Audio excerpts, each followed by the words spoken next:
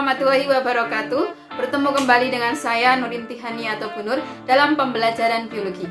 Untuk itu mari kita simak bersama video pembelajaran kali ini. Ini kita akan membahas mengenai metode ilmiah ya di kelas 10.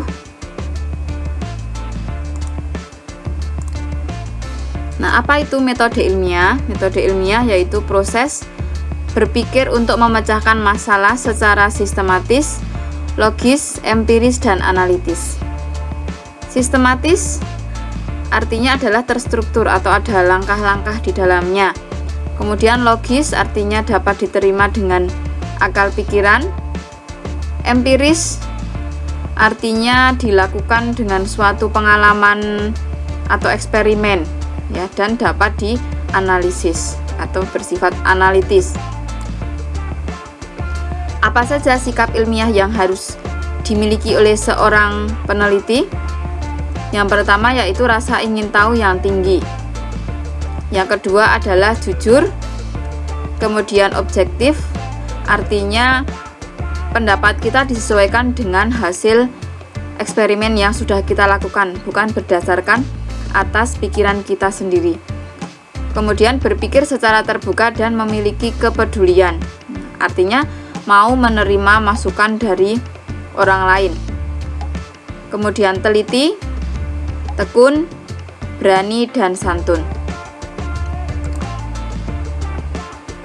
Adapun langkah-langkah dalam metode ilmiah bisa kita singkat dengan mohedan ya, atau yang pertama M yaitu merumuskan masalah, O observasi data, H hipotesis, E eksperimen, kemudian D analisis data, kemudian kesimpulan.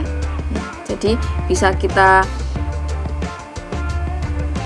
simpulkan atau kita beri singkatan ya, mohedan merumuskan masalah artinya kita mengidentifikasi atau mencari tahu masalah-masalah yang ada, kemudian kita observasi ya, kita lakukan pengamatan, kemudian hipotesis kita lakukan dugaan sementara atau kesimpulan sementara, dan eksperimen atau melakukan percobaan.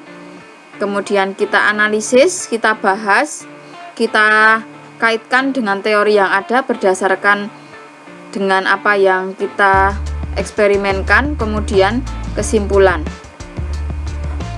Nah, kesimpulan di sini nanti akan menjawab dari tujuan percobaan yang kita lakukan ya. Jadi nanti hipotesis dan kesimpulan ini apakah sama? Nah, perumusan masalah. Jadi kita merumuskan masalah berpikir ilmiah melalui metode ilmiah didahului dengan kesadaran akan adanya masalah. Jadi permasalahan ini kemudian dirumuskan ya dalam suatu bentuk kalimat tanya. Misalnya, apakah ada pengaruh antara cahaya terhadap pertumbuhan? Apakah ada pengaruh misalnya pemberian pupuk terhadap pertumbuhan? Jadi dalam bentuk kalimat tanya, bagaimana? Atau misalnya bagaimana hubungan antara media tanam dengan pertumbuhan tanaman misalnya.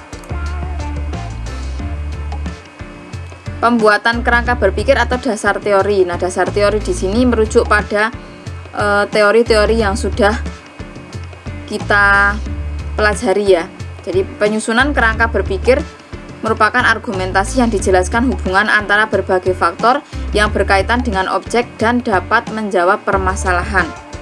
Nah, keterangan-keterangan dalam menyusun suatu dasar teori dapat diperoleh misalnya dari buku-buku yang kita miliki ya, atau misalnya dari internet juga bisa. Nah, semua teori yang ada kaitannya dengan percobaan yang akan kita lakukan itu bisa kita jadikan dasar teori. Nah, hipotesis merupakan jawaban sementara atau dugaan sementara dari rumusan masalah yang sudah ada ya. Kemudian dari hipotesis ini nanti akan ada pertanyaan atau ada apakah ada gitu kan, ada kaitan atau tidak ada kaitan ya, apakah ada pengaruh atau tidak ada pengaruh. Nah, ini hipotesis ya. Jadi belum melakukan percobaan tapi sudah menyimpulkan sementara dulu. Ada dua macam hipotesis, yaitu hipotesis nol dan hipotesis alternatif. Jadi hipotesis nol itu dugaan yang menyatakan tidak ada pengaruh ya. Misalnya tidak ada pengaruh antara jenis pohon tempat hidup kepompong ya, tidak ada pengaruh terhadap warna kupu-kupu. Jadi hipotesis alternatifnya atau dugaan yang menyatakan bahwa ada hubungan ya, ada hubungan atau ada pengaruh. Kemudian pengujian hipotesis dapat dilakukan dengan observasi, kemudian dari situ dilakukan eksperimen, menghasilkan data, kemudian dianalisis dan ditarik kesimpulan. Dalam melakukan eksperimen ada beberapa variabel, ada 3 macam variabel dalam eksperimen, yaitu variabel bebas, variabel terikat, dan variabel kontrol.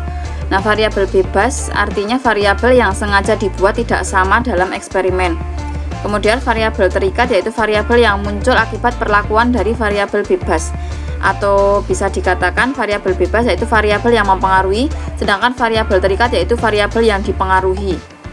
Kemudian variabel kontrol yaitu variabel yang dikendalikan atau dibuat konstan, sehingga hubungan variabel bebas terhadap variabel terikat tidak dipengaruhi oleh faktor luar yang tidak ingin kita teliti. Misalnya yaitu pengaruh pemberian pupuk ya terhadap suatu tanaman. Nah, misalnya kita variabel bebasnya adalah kadar pupuknya.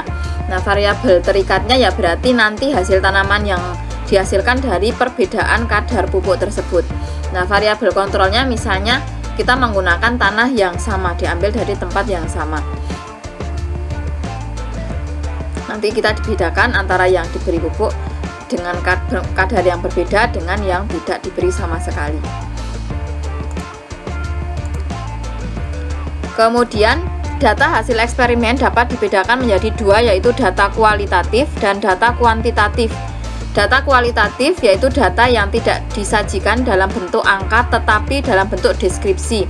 Contoh misalnya data ciri morfologi. Nah, morfologi di sini adalah bentuk luar ya dari tumbuhan maupun contohnya misalnya morfologi, misalnya bisa hewan bisa tumbuhan, misalnya struktur dari daun. Nah, apa struktur luar daun ya, misalnya daun berbentuk bintang atau daun berbentuk menyirip. Nah, kemudian misalnya lagi bentuk paruh ya, bentuk paruh burung. Oh, paruhnya misalnya runcing atau pendek. Nah, ini merupakan data kualitatif.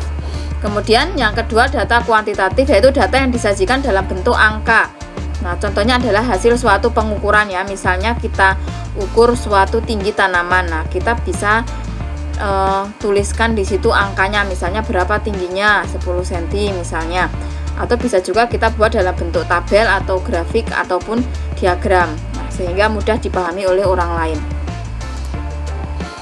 Nah, penarikan kesimpulan mengacu pada hasil eksperimen tentunya ya. Misalnya hasil eksperimennya bagaimana, kita simpulkan sesuai dengan hasil eksperimennya. Nah, ada 2 macam kesimpulannya, itu menerima hipotesis atau bisa juga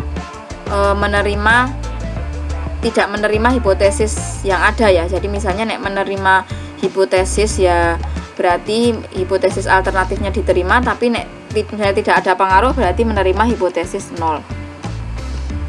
Nah, sehingga kesimpulan itu ditulis dalam bentuk kalimat deklaratif secara singkat tetapi jelas ya. Nah, atau bisa kita katakan menjawab dari tujuan. Misalnya tujuan dari percobaan adalah mengetahui pengaruh, misalnya pengaruh cahaya terhadap pertumbuhan. Berarti nanti kesimpulannya ada pengaruh atau tidak ada pengaruh. Kalau ada pengaruh ya berarti itu adalah hipotesis alternatif, kemudian dijawab dengan kesimpulan berarti ada pengaruh. Untuk selanjutnya, silakan kalian jawab kuis atau pertanyaannya sebagai tugas kalian. Yang pertama, sebutkan langkah metode ilmiah tadi yang sudah kita pelajari. Kemudian yang kedua, sebutkan jenis variabel dalam eksperimen dan jelaskan dari variabel tersebut. Nah, tadi ada variabel apa saja, kemudian jelaskan. Oke, sampai di sini dulu. Terima kasih atas partisipasinya. Jangan lupa belajar biologi itu menyenangkan. Demikian pembahasan materi kita kali ini. Jangan lupa untuk terus menyaksikan video-video dari materi Binur selanjutnya. Dan jangan lupa pula untuk like, komen, dan subscribe di channel Binur. Terima kasih. Wassalamualaikum warahmatullahi wabarakatuh.